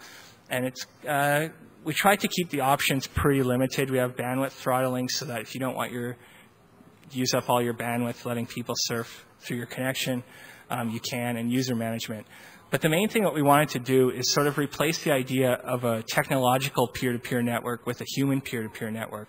So the problem with peer-to-peer networks and circumvention is that if you use a system that relies on nodes knowing other nodes, if they can node harvest, so make a new account and connect into the network and get an IP each time, they just start adding that to the blocking list. The same is true for distributing, URLs to publicly public proxies and things like that is that if the people you're targeting with the information can find out about it, so can the people intercepting and looking at that information or monitoring these groups. And so what we wanted to do was make the requirement basically that you have to know somebody outside of the country to run this thing for you. It's not a service. It's not a public service that you would let people. It's just for people that you know. And we thought if we keep it really simple and kind of low tech like that, that it has a better chance of survival. And along with the people that are working on public proxy systems and all that kind of thing, we just thought it was a good addition. Because the other problem with volunteer-based systems or public proxy systems, I mean, this is the case with CGI proxy for sure, is that if you have somebody running CGI proxy and telling users, hey, use this, they can intercept everything that you're doing too. So the other problem with it is self-signed certificates. Those can easily be subjected to man-in-the-middle attacks, and people were pretty concerned about that. The other thing we wanted to do is start a resource where basically we would collect projects that other people were working on and look at certain scenarios where they would be effective, so that if there were groups or individuals that wanted to implement these products, they could look at it and say, yeah, my scenario fits this situation, this product is what's the best for me. And also, look at if there was any particular problems or glaring errors in the design of the system, kind of point those out. So we did that with IBV, which also runs Voice of America. They contracted with Anonymizer to provide web-based circumvention systems to people in Iran. And it works. But the problem is that the system designed to get around filtering filters. Because if any of you run public proxies or CGI proxy, most people are looking at porn. And so they set up this system to block access to porn, except for it was done in a really horrible way. Basically, it was done by blocking keywords and domains. So if the domain name, not the path, just the domain, contained any of the keywords, you couldn't go there. So you couldn't go to georgewbush.com because it's got Bush in it. And you couldn't go to a lot of U.S. embassy sites because it has ass in it. You couldn't go to any site that was .tv because it has TV in it, a whole domain name, and the same with MY for Malaysia. I mean, it was a completely ridiculous system. We found, I think, 82 of these words, and we tested them, and we tested them from connections in Iran, too, to try to find sites that were double blocked. So sites that were blocked by the Iranians and sites that were blocked by the system that they're supposed to use to get to these sites. We didn't find many, but we found a few. The other thing is that when you go to these anonymizer sites and you translate the Farsi, it tells them that their anonymity is protected, that they're not at risk from hackers or governments that might want to spy on them, but it's all in plain text. So they're giving people this false sense of security when their communications can easily be intercepted. Yeah, they can circumvent properly, and yeah, the URL that they want to go to is obfuscated, but the content can easily be sniffed. So basically, Anonymizer has an SSL option for premium users. I guess that's not good enough for the Iranian people. So the main thing I kind of wanted to end with, which is Oxblood's idea of hacktivist-to-hacktivist networks, and that it really takes developing relations of trust with real people and not just relying on technological solutions to these problems. Users are being encouraged by people a lot of times, these sort of third-party brokers that tour around and visit with different NGOs and recommend software to them. So, there needs to be a pretty good audit of what's available out there so that groups can make informed decisions for security needs that fit their specific purposes. Because there's different climates in terms of security in different countries. So some solutions that might not be completely fully secure might work in a situation where the consequences, aren't too bad. And that's something that we have to do, working really closely with these groups, especially in terms of development. It's not enough to just develop some new cool technology or whatever the latest thing is, because in a lot of the cases, I visited NGOs where they got 15 users sharing one 56K dial-up. I mean, they just can't the bandwidth restrictions are huge in a lot of developing countries, and also really ancient operating systems, and pretty much everybody's running Windows. People are slowly migrating to Linux, but Windows is sort of what everybody runs. I guess I'm running out of time here. I have a couple of sort of suggestions that people have told me in terms of types of technology that they'd like to see be implemented, in addition to knowledge transfer and training and things like that. Is one, requirements that projects sort of have a firm commitment to support, because groups, a lot of times people will go over there, install stuff, teach them how to use it, but then there's no support over time. The other thing is things like remote backup systems that are really easy to run, because now that groups are becoming part of the WTO, and as part of that they have to crack down on piracy, they use that as an excuse to go and seize computers of NGOs, because most people aren't using legitimate versions of Windows. Oh my God. And so they use that as an excuse to seize their boxes. And so at the very least, they like to have their data stored somewhere else so they can at least recover from it. I don't know, a lot of really simple ideas like that. The main point is to put a really user-friendly, interface on them so that people don't have to be too inconvenienced, because if it's too much inconvenience to use security, a lot of times they just won't.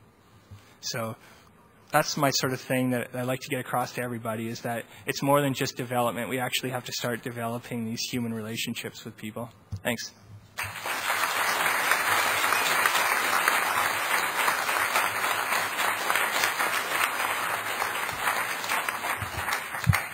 I'd like to thank two groups of people, our panelists, and especially you guys. This is a long presentation. You're all very hardy. Thanks for sticking around. I just want to check how much time we have. About 5 minutes? Okay. We have a shorter Q&A than we would like, but I'm sure some people have questions. Microphone is up here.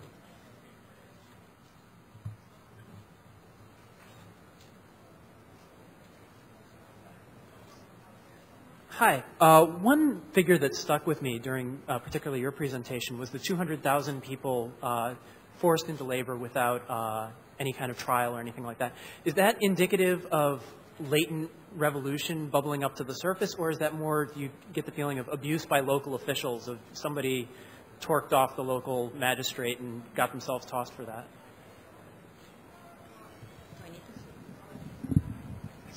Is this on? Yeah. There are a range of different reasons why people are put into re-education through labor. They could be dissidents because they need to be re-educated. They could be people who have pissed off locals, all of the above.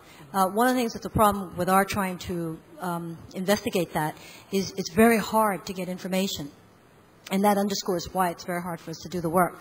But what we also see is that there is a percentage of those that are treated particularly harshly, and that's, quote, political related crimes. So if you're, an organizer of an independent Democratic Party, those people are going to get treated much more harshly. And then I think recently, not only in the RTL camps, they've also been put into psychiatric hospitals and Kong, where they're really subject to really torture and very bad things because there's something wrong, they think, with them, and they're trying to just sort of wash their brain. Yeah.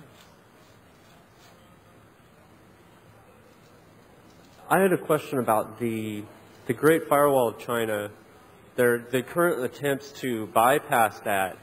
Do you think there's a certain amount of, obviously the more that it's attempted to bypass, and if it actually works, then the Chinese will update it so that it stops working, assumedly. Is there a certain amount of time that you think that it would have to be essentially useless for them to just take it down, or would there just have to be massive political change in the country before that would be taken down? I'm going to also ask Bill Shaw to weigh in on this, but I think from our perspective, from the activist perspective, I think there's been a shift, and the shift has been, although you're using, and we're still using the word, the Great Firewall, I think the shift in strategy within China is from blocking the strategy to filtration and monitoring and surveillance. And you can see that trend in the new S&M, the software, that's now filtering, SMS messages, like 100 million a year. And they actually can store the sender and everything.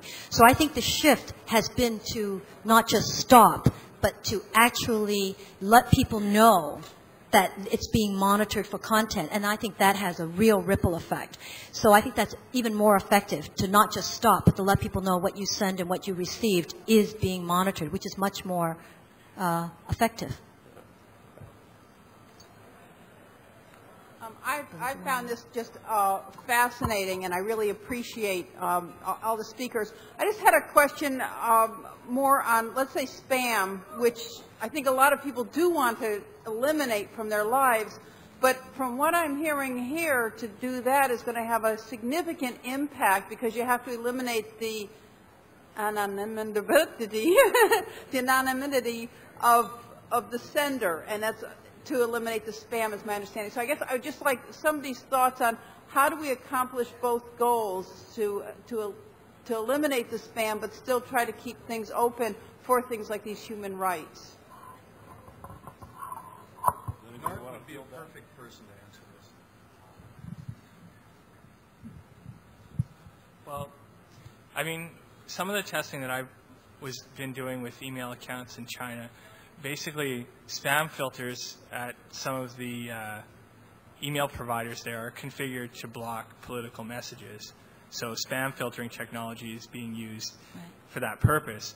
But in terms of just blocking spam in general, I mean, most sysadmins set up, you know, spam assassin or whatever. I mean, I don't really see how that affects things at a national level.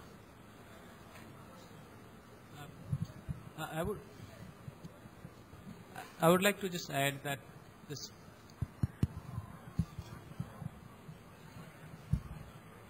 dealing with this kind of issues, maybe like when it comes to censorship, why do we always go to the level of, let's say, block it, and we are willing to give away our rights because there is some annoyance coming from the marketers? Why not we use the same mechanism which has encouraged, because the spam has a very strong connection with the way the marketing concept have developed. So instead of dealing with that to a level of, like, the first thing we do is sacrifice our civil liberty because we are annoyed. Instead of going to a solution, it's like market-based solution is being promoted all through in terms of getting all targeted marketing and everything.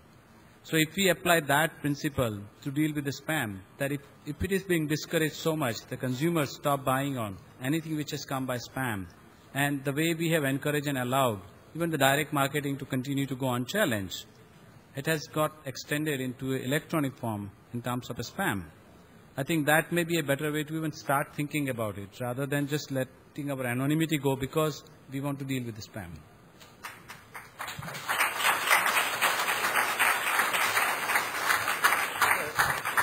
Thanks very much. I'm sure a few people might have some more questions. I think these guys maybe have a few minutes outside or wherever, and thanks very much for coming.